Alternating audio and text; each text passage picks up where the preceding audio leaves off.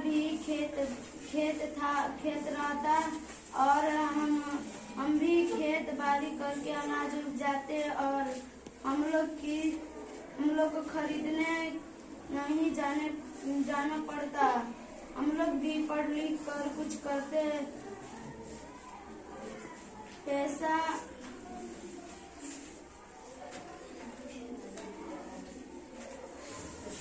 हम लोग के भी पास पैसा होता और हम लोग को भी कार साइकिल और बंगला होता।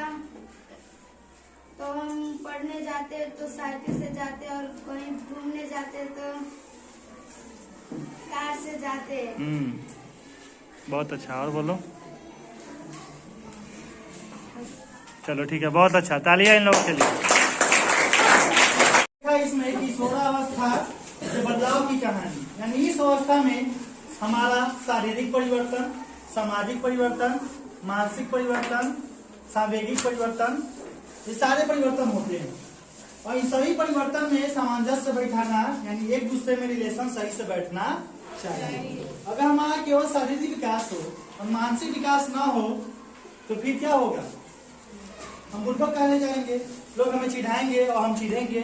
ठीक है, अगर हमें केवल मानसिक विकास हो और नैतिक विकास ना हो तो ऐसे ऐसे लोग क्या बन जाते हैं? गुंडा, आतंकवादी, मवाली।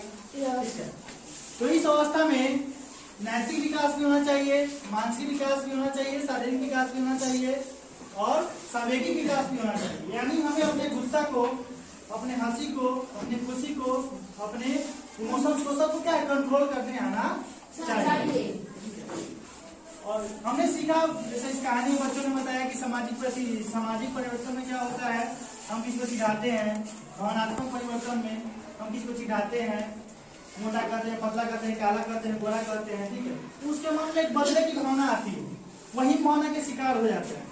ठीक है, तो हमें ऐसा काम नहीं करना है। हमें जिसके माता पिता ने उसका जो नाम दिया है उसी नाम से उसे पुकारना है। हम ये सोचकर सबकी प्रशंसा करनी चाहिए, सबके साथ मिल मिलकर रहना चाहिए कि भगवान ने बनाया है, जो भी है भगवान की रचना है।